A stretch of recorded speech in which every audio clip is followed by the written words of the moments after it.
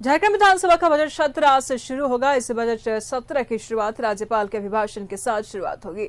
वहीं 3 मार्च को वित्त मंत्री राधाकिशन किशोर की ओर से वित्त वर्ष 2025-26 का वार्षिक बजट पेश किया जाएगा। इस बजट सत्र में औपबंधिक कार्यक्रम के तहत 25 फरवरी को पहली पारी में प्रश्नकाल और दूसरी पारी में राज्यपाल के अभिभाषण पर चर्चा होगी। 26 फरवरी को महाशिवरात्रि होने के कारण बैठक नहीं होगी, जबकि 27 फरवरी को वर्ष 2024-25 का तृतीय अनुपूरक बजट पेश किया जाएगा। वही दूसरी पारी में राज्यपाल के अभिभाषण पर वाद विवाद के बाद सरकार का उत्तर और मतदान का कार्यक्रम तय है। 28 फरवरी को तृतीय अनुपूरक बजट पर चर्चा होगी और विनियोग विधेयक को पारित कराया जाएगा और 1 मार्च को शनिवार और 2 मार्च को रविवार होने के कारण बैठक नहीं होगी।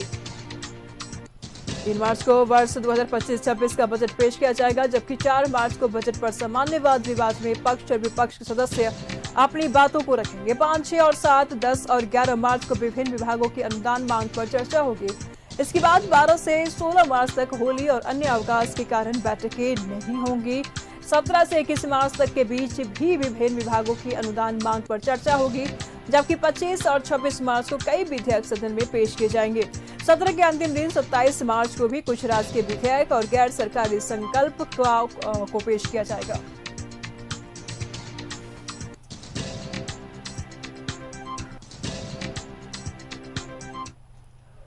तमाम जानकारी के लिए न्यूज रूम से हमारे सहयोगी अंजनी इस वक्त हमारे साथ बने हुए हैं। अंजनी, बजट सत्र का शुरुआत होने जा रहा है, आगाज होने जा रहा है।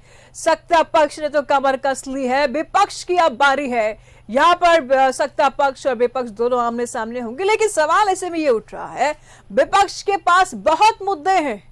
मैया समान योजना की राशि 2 महीने से नहीं मिली, वृद्धा को पेंशन नहीं मिल रहा है, सावित्री बाई फुले योजना के तहत भी बच्चों को पैसा नहीं मिल रहा। ऐसे तमाम मुद्दे हैं अजय, जिसको लेकर के विपक्ष सत्ता पक्ष को घेरेगी। सत्ता पक्ष कितनी तैयार है? देखिए, झारखंड विधानसभा का बजट सत्र की जो शुरुआत है वो आज 11 बजे से होनी है और ये बजट सत्र जो है 27 मार्च तक चलेगा। लगभग एक महीने के आसपास का समय है और बीच में छुट्टियां काफी है। और ये बजट सत्र को भी ऐसे याद किया जा सकता है कि विपक्ष का नेता जो है, नेता प्रतिपक्ष भी अब तक जो है नेता प्रतिपक्ष की घोषणा नहीं हुई है, तो ये भी एक अलग तरह का इतिहास होगा। लेकिन अब विपक्ष भी अपनी पूरी तैयारी करके बैठी है कि सरकार को कैसे घेरना है, किन किन मुद्दों पे घेरना है और किस तरह से आंदोलन करना है। ये तमाम रणनीति जो है बीजेपी ने बना ली है। आजसू के पास एक विधायक है तो आजसू की अपनी पॉलिसी होगी।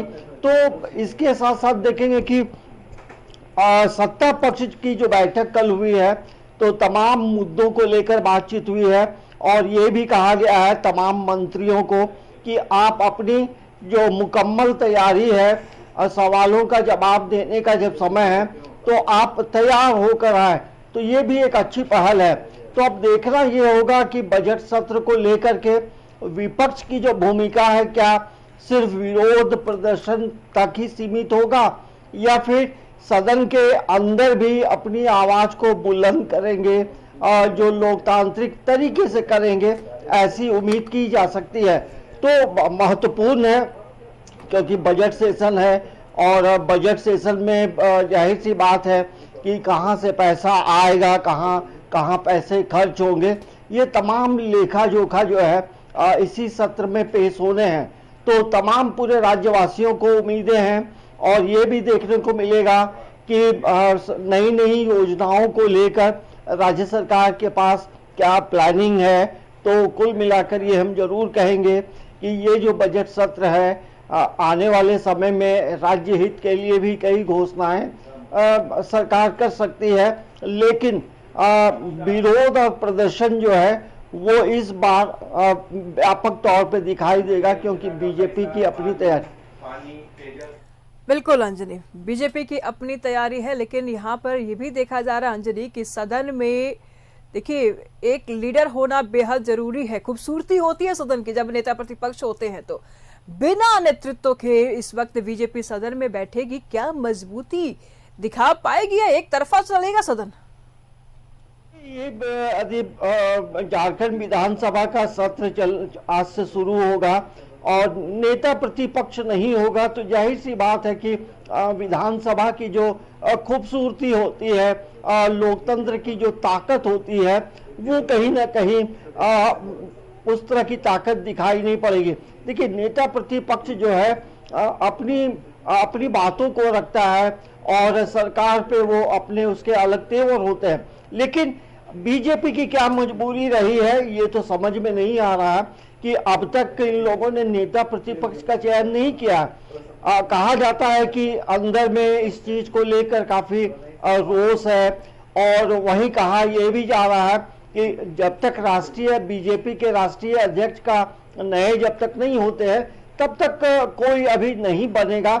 इसके लिए थोड़ी प्रतीक्षा करनी होगी, लेकिन ये भी बातें हैं कि क्या बाबूलाल मरांडी नेता प्रतिपक्ष बनेंगे कि चंपई सोरेन बनेंगे, कई अलग अलग सवाल उठ रहे हैं। लेकिन नेता प्रतिपक्ष भारतीय जनता पार्टी को चयन जल्दी करना चाहिए, क्योंकि इस काम करने में सरकार के साथ सरकार क्या कर रही है और कई ऐसी चीजें होती हैं जिसमें नेता प्रतिपक्ष होने के बाद राज्य सरकार भी एक कदम आगे चलती है। तो क्या मजबूरी है ये भारतीय जनता पार्टी के अंदर खाने, तमाम तरह की बातें हो रही हैं। लेकिन अब देखना ये होगा कि आने वाले समय में इस बजट सत्र में किस तरह से विरोध होंगे। क्या बालू को लेकर के भी इस बार बीजेपी कड़ा विरोध करेगी, क्योंकि बालू को लेकर लोग परेशान हैं।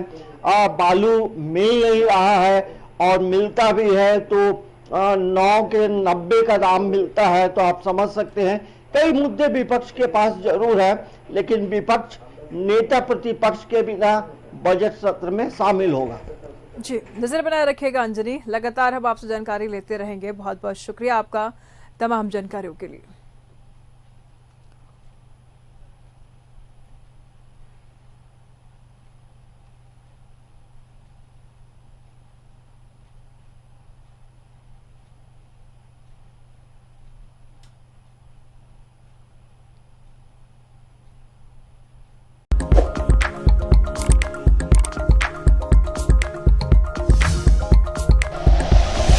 Like and share videos, subscribe करें हमारा चैनल और प्रेस करें बेल आइकॉन। न्यूज़ 11 भारत, सच है तो दिखेगा।